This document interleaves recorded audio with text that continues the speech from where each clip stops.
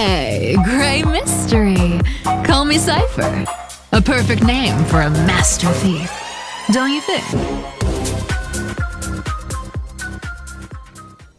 Cyphera, the fleet-footed traveler and famed thief from Dolos. In this video, let us chase after the demigod of trickery, unraveling her kit and her best builds. Cypher is a Quantum Nihility character that works as a fast debuffer and a sub DPS. She can record team damage and unleash it as true damage during her ultimate, while also granting a permanent 40% vulnerability on all enemies as long as she's on the field. Her own traces also grant her 50% crit rate when exceeding 170 speed, making her much easier to build for damage. Lastly, her light cone increases speed and offers defense shred, and is a very strong option for any debuff inflicting Nihility unit. Cypher's most important stat is speed, of which she gets 14 from her traces. If you can't build any crit stats at first, that's not a huge issue, but she needs the high speed to maximize her true damage tally. Aim for 170 speed as a minimum, or go for 180 to reach 3 actions in a Robin ultimate. You can also go ham and shoot for 200 speed to maximize attack frequency and debuff application depending on your needs. For her crit stats, aim for 40 to 50% crit rate outside battle, meaning 90 to 100% in battle, and 150 to 200% crit damage. Cypher also needs effect hit rate to land her debuffs, but only wants a maximum of 38%, 10% of which is already given through her traces. Thanks to her frequent attacks, she rarely needs to fully reach this number, so you could get away with 20% or so. For her main stats, go for a crit damage body, as she already gets a bunch of crit rate, speed boots always, quantum damage orb, and an attack rope. If you're building her fast with no regard for damage, you can go for an energy regen rope to land as many attacks and debuffs as possible. However, in general play, you typically want to hold on to her ultimate until the end of battle to finish off the enemy, or before the end of a MOC wave to save a cycle. Focus on reaching her speed breakpoint first, then crit stats, then enough effect hit rate, and then some attack. Cypher's choice of light cones is actually quite slim. Her signature, Lies Dance on the Breeze, is by far her best in slot, giving her 18% speed, very useful in reaching her high breakpoint, as well as 24% def shred in the form of 2 debuffs. This split is very helpful for maxing out the Pioneer set requirements, guaranteeing all your characters on the set, typically Acheron and herself, the full crit rate and crit damage bonus. Double dipping into both vulnerability and defense shred can also prevent overcapping or oversaturation, especially if you're running a team with other debuffers such as Silverwolf and Jiao Cho. One of her best 4-star light cones is the newly released Holiday Thermae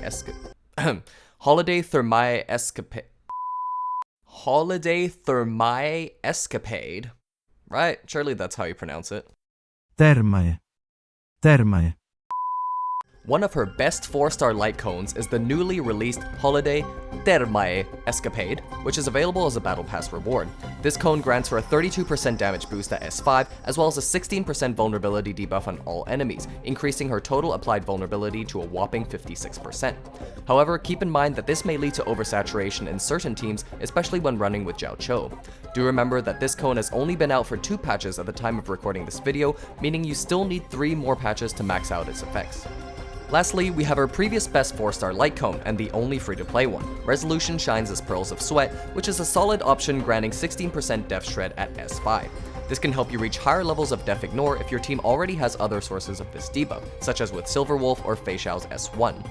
Since the cone's effect lasts for 1 enemy turn, however, your high speed and frequent attacks won't actually trigger a new debuff every time, which will slow down stack generation on Acheron teams. Moreover, she will need 67% EHR to reliably land the debuffs, meaning you will likely have to opt for an EHR body and hence lose out on damage.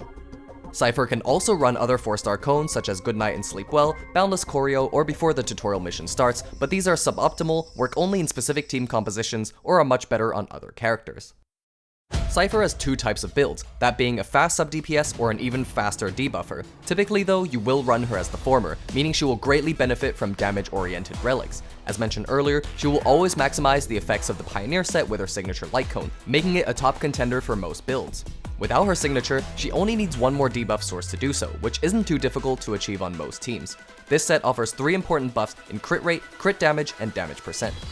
The second set is the classic Genius of Brilliant Stars, which pulls ahead of Pioneer when facing quantum weak enemies. This offers her 10% damage and an invaluable 20% defense shred for a total of 44% defense shred with her signature light cone. If paired with Silverwolf, this set performs exceptionally well as it helps Cypher and her teammates reach a maximum of 101 defense ignore for higher overall damage. If you're not a fan of the sub DPS playstyle, which, let's be fair, what are you doing? You can also choose to run the even more classic Eagle of Twilight lane set, which is optimal for a high attack frequency build, especially when coupled with an energy regen rope and planar.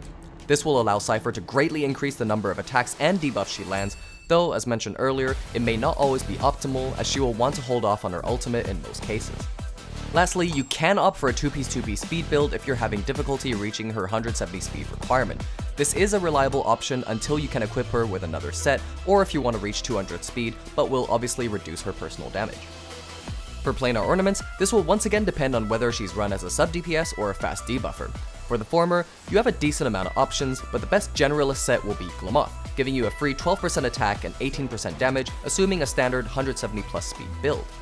Duran Dynasty of Wolves also offers a great boost to her damage output, but is only recommended in follow-up teams as ramp-up time is slow without the right teammates. Similarly, Izumo is a great option for Acheron teams, giving her a useful attack and crit rate boost, but will reduce the number of team compositions she can slot into. Lastly, Inert Salsodo can work, granting her 8% crit rate and 15% damage boost to her ultimate and follow-up attacks, which are her main sources of damage, but is slightly weaker than the previous options. Cypher can also make great use of Lushaka to support her teammates, which works well for both playstyles. You can go for an attack rope in a sub DPS build, or an ERR rope in a fully supportive build. She can also run other energy regen planers such as Penacony Land of Dreams, which works well with Casterus, but this will also limit the number of teams she can slot into if you want to max out the set's supportive capabilities. Cypher is a great generalist debuffer that honestly works well as a Harmony substitute, especially in teams with oversaturated buffs. However, she shines best when paired with two specific characters, those being Acheron and Fei Xiao. For Acheron, Cypher fulfills the Nihility teammate requirement and provides frequent debuffs, allowing for rapid stack generation for more ultimates. She's a definite upgrade from Pella, putting her on par with Zhao Cho and the recently buffed Silverwolf as a best-in-slot partner, and can be used interchangeably depending on the scenario. Her signature light cone can push her ahead in performance thanks to the sheer number of debuffs it allows Cypher to apply. Her stronger damage utility is also very potent and can prevent wasting an Acheron ultimate when finishing off a wave, or save cycles by obliterating the boss at the very end of battle. For Fei Xiao, Cypher's high attack frequency and follow-up attacks pair perfectly with her playstyle. Cypher's signature synergizes greatly with Fei Xiao's own by stacking Defense Shred to ensure a devastating ultimate. She's a noticeable upgrade to March 7th and Moza, and a slight upgrade to Topaz. Cypher also performs well with DPSs such as Jingliu, Dr. Ratio, and Archer, which appreciate her unsaturated buffs and SP positivity. She can be used with more recent units such as Aglaya, Casterus, and Phynon, but tends to be a downgrade from supportive characters like Tribi, Sunday, or even RMC. As of patch 3.5, she is still best played with Acheron and Fei Xiao. I will also note that despite dishing out respectable damage when built correctly, her own multipliers are actually quite weak. This makes main DPS Cypher not a realistic option even with her Eidolons. She really performs best as a supportive character. I mean, unless you have her at E6 and the team at E6, in which case you can just do anything at that point. Anyways, now for a quick Eidolon review. Cypher's vertical investment isn't bad, but is more of a luxury option compared to other units. Her E1 is pretty useful, buffing her attack by 80% after her follow-up attack, and more importantly increasing her talents tally to 150%. But again, weak multipliers translate to a minimal damage increase. Her E2 is decent as well, allowing her to inflict 30% more vulnerability on any enemy she attacks, effectively increasing the total vulnerability debuff to 70%, which is quite crazy. Be careful of oversaturation though, as you may experience diminishing returns if paired with other sources of vulnerability. Lastly, her E4 and E6 are both for her personal damage, her E4 triggering additional damage after an attack, and her E6 increasing follow-up damage to 350%, while also recording more damage for her tally. This will be pretty useful, especially when considering 20% of this tally is refunded after her ultimate, meaning you can now semi-viably unleash her ultimate more than once per battle, and not lose out on too much. In conclusion, Cypher is a very versatile unit, being a debuffer and amplificator with decent damage output. She can be built for damage or speed, but generally works best with a Pioneer and Glamoth combo at 170 to 180 speed. I would personally not recommend locking her to Duran or Izumo to allow for more flexibility in team compositions. As for her pull value, she's overall a nice addition to any Acheron or Fei Xiao team, especially if you don't have their 5-star best-in-slot units in Zhao Cho, Silverwolf, or Topaz. She also has great synergy with most DPSs thanks to her rare supportive capabilities and SP positivity. Her light cone is also an extremely strong pick if you want to spruce up your other Nihility debuffers such as Silverwolf, Fugue, Kafka, or Pela. Meta aside, if you like her, pull her. She's a lot of fun to play and her animations are such a joy to see. Her English voice actress is also amazing. If you already have a 5-star debuffer though, you probably won't need her in your roster. Cypher that is, not the voice actress. Some quick thoughts on the cat. Cypher is a great universal debuffer, but despite her utility, does feel like one of the weaker characters coming out of Amphorius. She can slot into almost any team, but is rarely a best-in-slot pick. Currently, she provides little value outside of a 4-star upgrade, and her best synergies are with older, dated 5-star units that need high levels of investment to stay competitive in today's meta.